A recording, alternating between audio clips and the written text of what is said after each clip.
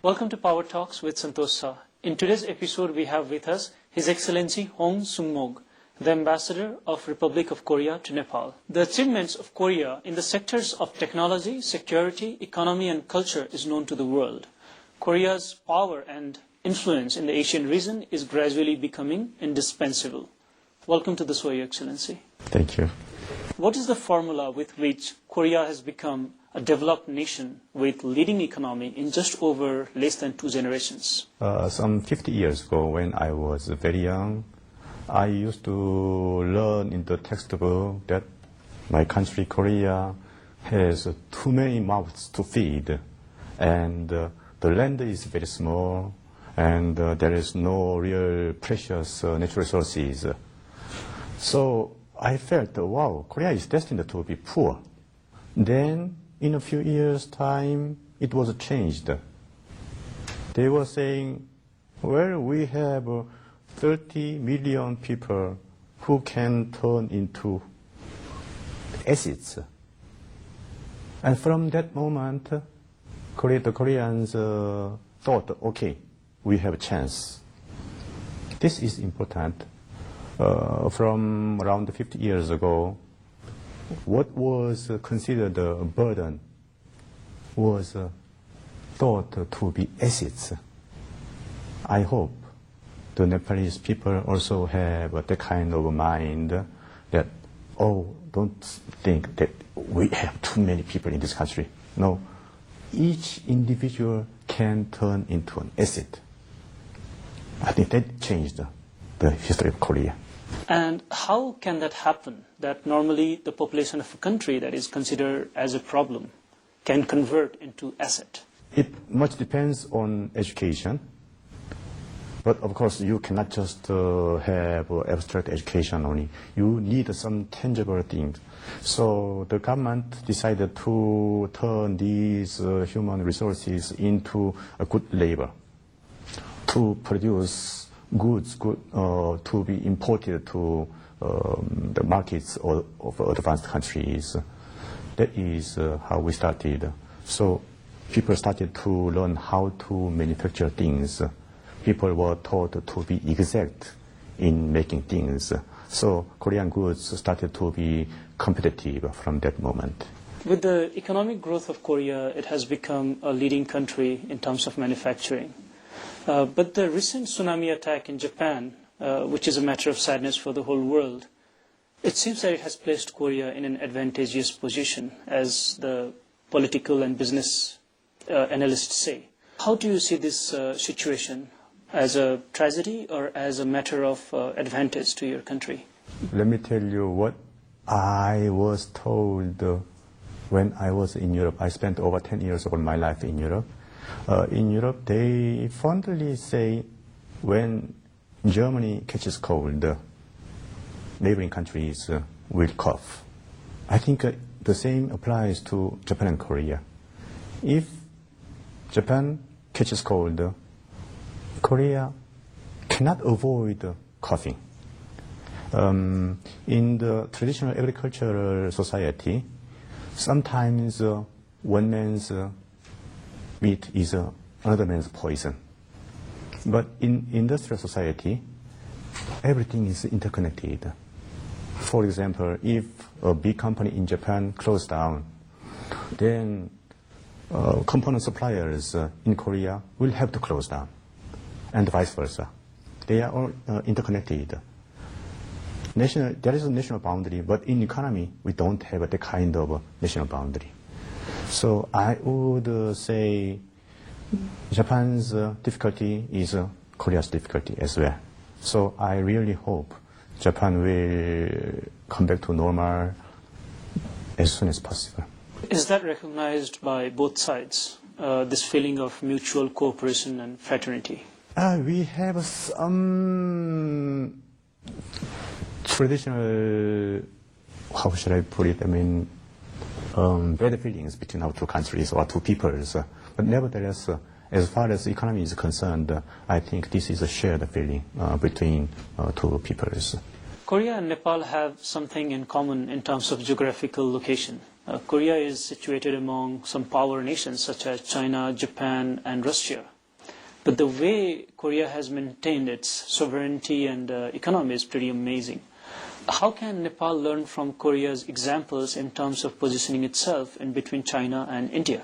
Until pretty recently, there was some animosity between Korea on one side, South Korea on one side, and China and Russia on the other side. But now we have overcome all these things, and Korea is on good terms with both China and Russia. And that is important. For Nepal, I would say, instead of looking at India and China as threats, or how should I put it, big elephants, you had better see it as your own markets. So my advice would be, try to make Nepal relevant both to India and China. And that is the way for Nepal to go. Korean films are gaining popularity in Nepal, and you yourself have organized Korean Film Festival 5 times in just 2.5 years. As you might have noticed, there is a lot of talent and creativity among the artists and filmmakers in Nepal. And in addition to that, we have natural sets as hills and mountains and rivers. In the future, is there any possibility to connect the film sectors of both the countries? Film industry is in private hands, so it's very hard for the government or embassy to take initiative there. But let's look at the demand side. If there is enough spectators for the film producers will definitely like to produce films or do some joint production between Nepal and Korea. So for the time being, I would say we have to wait for some time to see the increase of peoples on the culture of the other side. If there is big enough audience among Nepalese for Korean film and vice versa, then definitely we will see some joint production someday. Korea and Nepal are both very rich in cultural heritage, especially in connection to Buddhism. Can we look at an increased cultural exchange programs between Nepal and Korea to benefit each other and to create better friendship? Buddhism is a very deep common ground between our two countries and two peoples. Recently, I heard of some development plan in Lumbini, and I am personally interested. And I would dare say my government is also interested, and my people are also interested. So if there is a request by your government to do something, request the Korean side to do something for Lumbini development, then I will pay keen interest. I will take a favorable consideration to that, and I will advise my government to do that. But you are still waiting for our government to respond because we are talking basically about grant aids. And for this, let the Nepalese government decide on priorities. Okay. So if this project becomes a priority, then Korea can accommodate that request.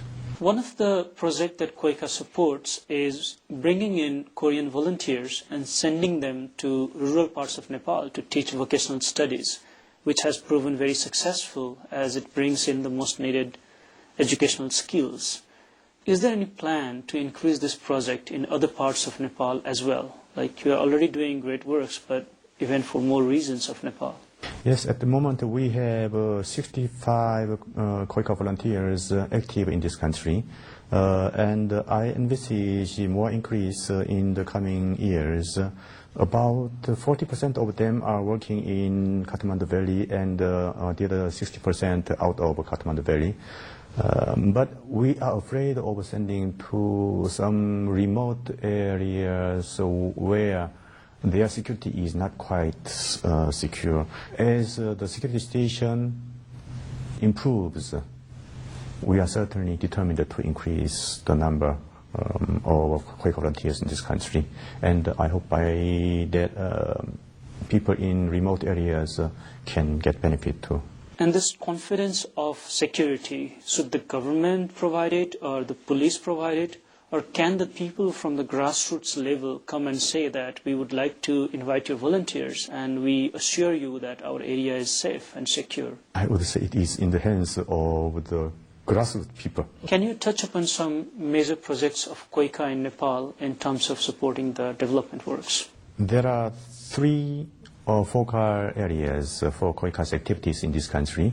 One is ICT, information and communication technology, and second, education, third, health.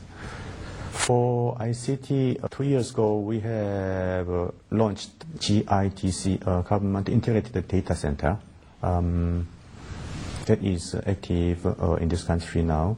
And we have also had groundbreaking ceremony for IT center in Tribhuvan University recently.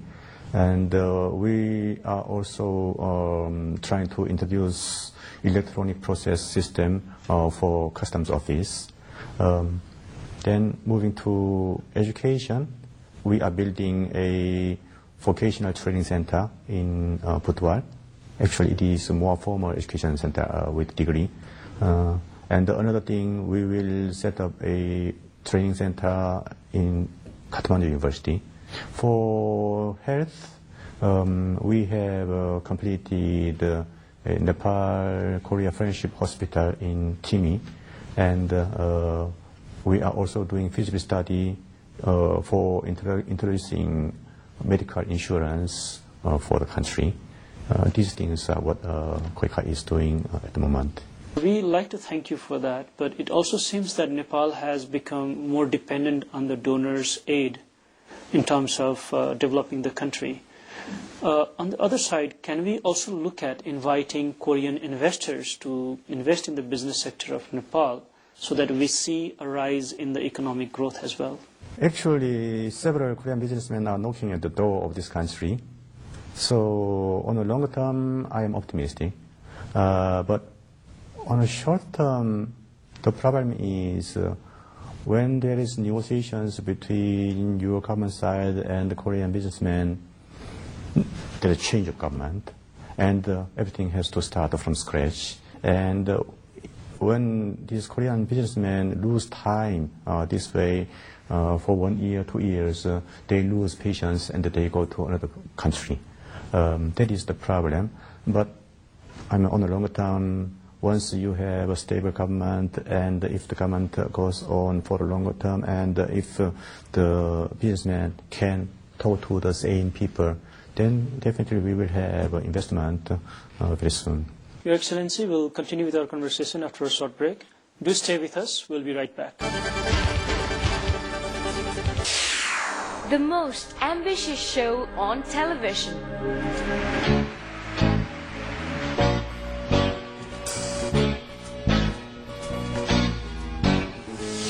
Youth TV Show Season 2, a production of Today's Youth Asia.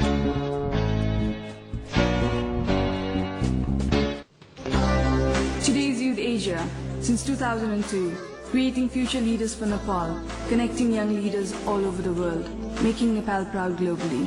Today's Youth Asia, GPO 8975, EPC 5478, Kathmandu, Nepal. Will there be an objective to recognize the ethnic diversity of Nepal in 2011 census? Water crisis might be an inevitable issue or a crisis to deal with.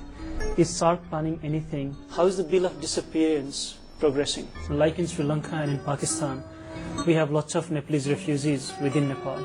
Has UNHCR looked into this aspect? How can Nepal invite and safeguard FDI, foreign direct investments? North Korea posing a strong threat in nuclear weapons. How much does it affect the peace and growth of your people's mindset? Do you see that Middle East conflict will have increased dimensions.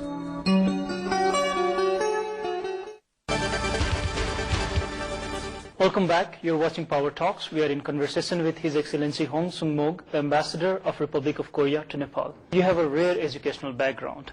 You studied law in Korea, climate change and global warming in Australia. You studied international relations in the UK and the UN reforms in America. What inspired you to take all different kinds of subjects in different countries? In Korea, I was just a regular student. Then international relations in UK, that was sent by my government, so it was just a regular course.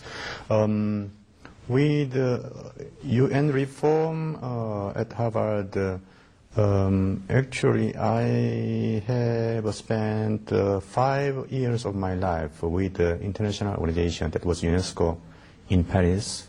And at that time, I had some frustration with reform programs. And I noticed that UN is really need some substantial reform. That is why I decided to go to the United States to complete my idea, my thesis on UN reform. Then global warming thing in Australia. For that, I was given a UN scholarship.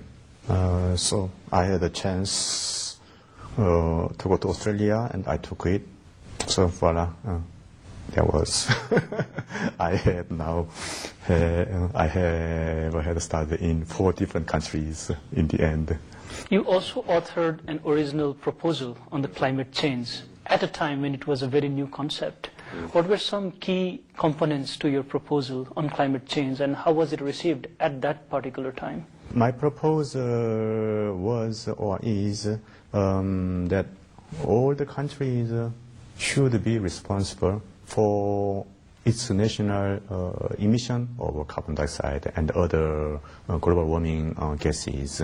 Later it was adopted in the Climate Change Convention that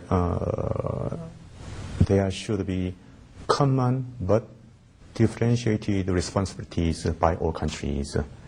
Actually, that concept was already incorporated into my proposal that was written before this convention was there. My idea was, okay, common responsibility should be applied. That means all the countries, all the governments should be responsible for the national emission of carbon dioxide and other global warming gases. But for differentiated responsibilities, I thought, well, we will apply different ratio for each unit of emission. So national emission multiplied by per capita income. Then we will have a national index for each country, and all the countries should be charged based on this national index. And with this money, when we have all this money, at that time I assumed it will be about $4 billion US dollars. And with this money, we will start a global afforestation, tree planting program. Then in a few decades, we will have green or blue planet again. That was my idea, and it was received very favorably at that time. To support the cause of global warming and the other components of the world, probably United Nations can play a vital role, and which it seems in 21st century UN has a major role to play. However, in many discussions, UN's effectiveness has been questioned in a critical way. When you proposed your UN reforms ideas, how well were they received? When I was with UNESCO, I had come up with some reform proposals. One of them was the whole world needs one prototype textbook for each subject and each grade. So UNESCO has to come up with this prototype textbook. That was one of the proposals I tabled there. And it was very well accepted by my colleagues within UNESCO. But when it was tabled at the General Conference of the member states, especially donor states, rejected my idea. What they said was, Well, new program, okay, but don't ask for additional penny for new program. And that could have made the whole world uniform, because the education that the kids are getting all over the world is the same. So it could bring more globalization. So it's a good plan. I thought it was a good plan, but anyway, it didn't fly. So I wondered, what's wrong with the UN system? Why can't these rich countries accept my proposal? And I came to the conclusion that, well, the problem is they are all asked to contribute money, but without equivalent voice in the organizations. So it is not necessarily the problem of donor countries. So here we need the UN that really reflects the interests of two big groups. One is donor countries group, and the other is the developed countries group. We already have a head counting system in the UN General Assembly that is good for developed countries group. But rich countries group also need some leverage. So my proposal was to introduce weighted voting system based on financial contribution while retaining head counting. If we have these two parallel voting systems combined, then it means both rich countries group and developing countries group will have veto power. So unless there is a general consensus between these two groups, nothing will be adopted. But each group will have a veto power. In this way, UN will become more attractive to rich countries. And of course, I'm not just giving this pizza to rich countries unilaterally. In return, rich countries will earmark 10% of their ODA budget to put in UN coffer. If this is implemented, we will have roughly $20 billion in UN for ODA program. And we can have more concerted efforts or activities instead of being done by individual countries so often for their own benefits. In most countries, women leadership is still disregarded. You have also taught at the Seoul Women University.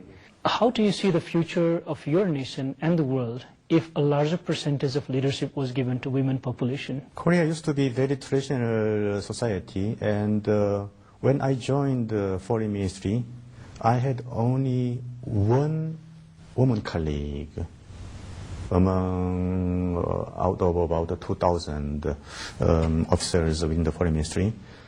Now it's different. Every year we have more women than men who are newly joining the forces.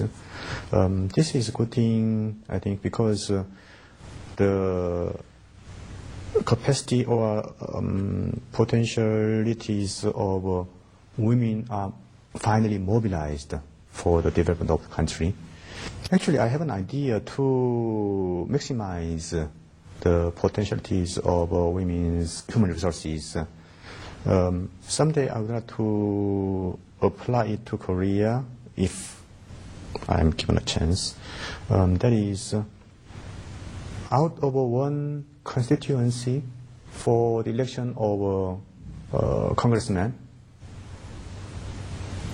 we should elect two representatives, one man and one woman. It means each voter will cast two votes, one vote for a man candidate, the other for woman candidate. If that is applied, our houses, our parliaments will be occupied half by men and half by women. This is the best way to implement gender equality. And someday it will be considered imperative, hopefully. In recent years, Korean youths have taken keen interest in traveling to the world to explore, to connect, and even to find ways to serve humanitarian works.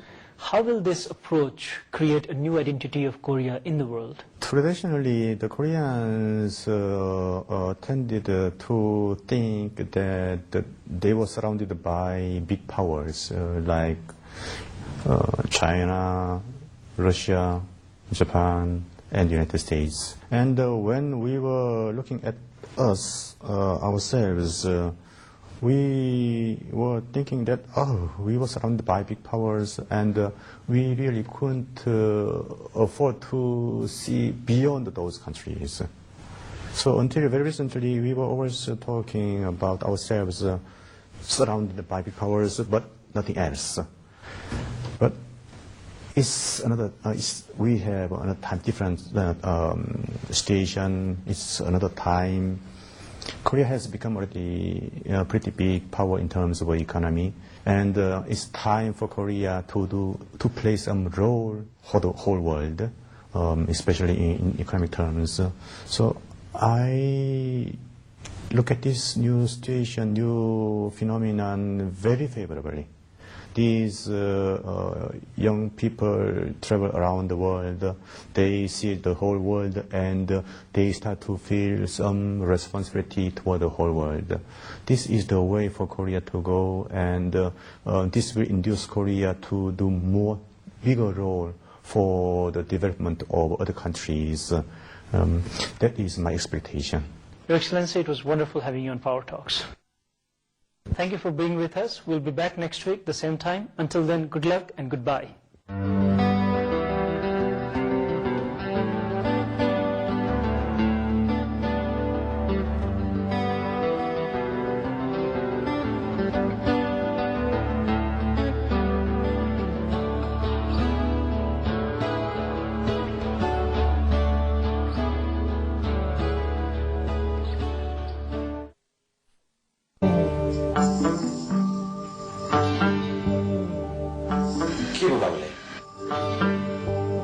हेर्नुस् न बाबुलाई झाला पर्न लागेछ म सधैँ भन्ने गर्छु नि सरसफाइमा ध्यान दिउँ